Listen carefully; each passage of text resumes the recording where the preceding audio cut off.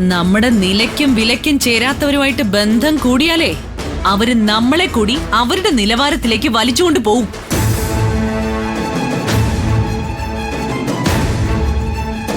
ഇവളുമായുള്ള ബന്ധം വേണ്ടെന്ന് അന്നേ പറഞ്ഞതല്ലേ ഞാൻ നിന്നോട്? അത് നീ കേട്ടില്ല.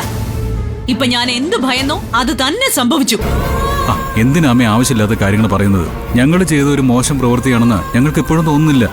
നിനക്ക് തോന്നില്ല, കാരണം ഇന്നത്തെ ഈ നിലയിലേക്ക് ഈശ്വരമംഗലം വീടിനെയും ഈശ്വരമംഗലം ഗ്രൂപ്പ് ഓഫ് കമ്പനീസിനെയും എത്തിക്കുന്നതിന് വിയർപ്പൊഴുക്കിയത് ഞാനാണല്ലോ. അതിന്റെ വേദന നിനക്കോ ഇവൾക്കോ ഒന്നും മനസ്സിലാവില്ല. ഭിക്ഷ എടുത്ത് ശീലിച്ചവര് അത് തന്നെ ചെയ്തുകൊണ്ടിരിക്കും.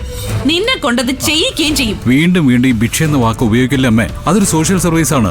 Please understand. അമ്മ പറഞ്ഞതുപോലെ വേണമെങ്കിൽ എനിക്ക് തനിച്ച ആ പ്രോജക്റ്റ് ഏറ്റെടുത്ത് കെട്ടിട നിർമ്മാണം പൂർത്തിയാക്കി കൊടുക്കാമായിരുന്നു. എന്നിട്ടും ഞാനത് എന്തുകൊണ്ട് ചെയ്തില്ല? എന്റെ പ്രവൃത്തി കണ്ട് അതിൽ ഇൻസ്പയർഡ് ആയിട്ട് വരുന്നവര് നല്ല കാര്യങ്ങൾക്ക് വേണ്ടി ഇറങ്ങി വരണമെന്ന് ഞാൻ ആഗ്രഹിച്ചു. അതൊരു തെറ്റാണോ? നീ ആഗ്രഹിച്ചത് എന്തോ ആയിക്കോട്ടെ, പക്ഷെ പുറത്തു വന്നിരിക്കുന്ന ന്യൂസ് എന്താണ്? അതിനെക്കുറിച്ച് ആലോചിക്ക്.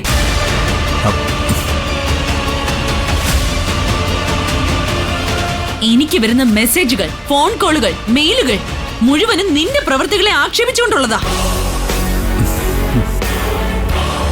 ഇനി സമൂഹത്തിന് മുന്നിൽ തല ഉയർത്തി എങ്ങനെ നടക്കുമെന്ന സുഹൃത്തുക്കൾ എല്ലാരും എന്നോട് ചോദിക്കുന്നത്. അതിനുത്തരം പറയാനുള്ള ബാധ്യത നിനക്ക് ഇവൾക്കുണ്ട്. ഏട്ടാ ചേച്ചി, നിങ്ങളുടെ വീഡിയോ ഇപ്പൊ സോഷ്യൽ മീഡിയയിൽ വൈറലായിരിക്കുക. വീഡിയോയുടെ താഴെ വന്ന കമന്റ് വായിച്ച് സത്യത്തിൽ ഞാൻ തന്നെ ഞെട്ടിപ്പോയി.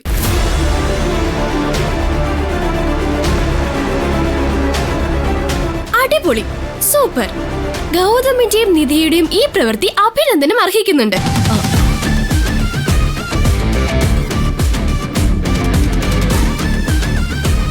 ഇങ്ങനെയാണ് മനുഷ്യൻ മനുഷ്യനാകേണ്ടത്. Congrats Nidhi and Gautam.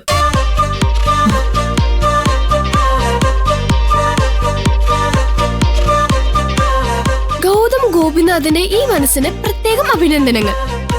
നിങ്ങൾ ഈ സമൂഹത്തിന് തന്നെ മാതൃകയായി മാറുകയാണ്. Well done. മതി അമിനി, ഇനി വായിക്കണ്ട. കേട്ടല്ലോ ആന്റി, ഇതാണ് നമ്മുടെ സമൂഹം, അല്ലാതെ ആന്റിയുടെ കണ്ണുകൊണ്ട് കണ്ടതല്ല.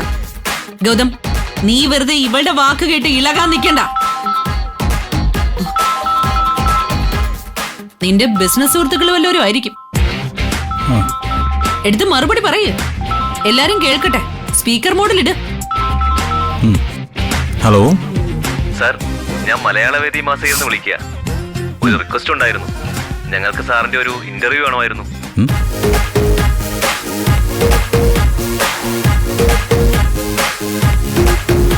സാറെന്ന് ആ സ്കൂളിന് വേണ്ടി ഫണ്ട് സ്വരൂപിച്ചത് സോഷ്യൽ മീഡിയയിൽ ചർച്ചയായിട്ടുണ്ട്. ഇത്തരം പ്രവൃത്തികൾ ഒരുപാട് ആളുകൾക്ക് പ്രചോദനമാകും സർ. സാറിന്റെ ഇന്റർവ്യൂ ഞങ്ങളുടെ മാസികയുടെ റീച്ചും വർദ്ധിപ്പിക്കും.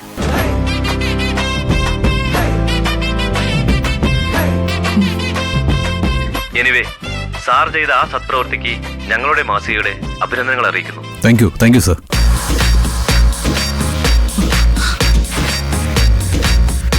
സാറിന്റെ സമയം എപ്പോഴാണെന്ന് അറിഞ്ഞാൽ ഞങ്ങളുടെ എഡിറ്റർ വന്ന് ഇന്റർവ്യൂ എടുത്തോളും. സോറി സർ, അത്തരം പബ്ലിസിറ്റിയോടൊന്നും എനിക്ക് താല്പര്യമില്ല.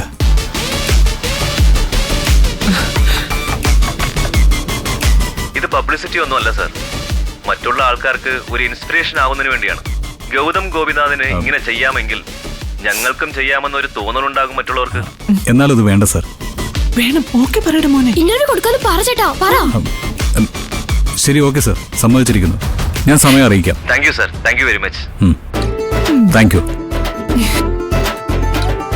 കേട്ടല്ലോ, ഇതെല്ലാം എന്റെ മരുമകള് കാരണം ഗൗതമിന് കിട്ടുന്നത്. അടിപൊളി മോളെ, താങ്ക് യു.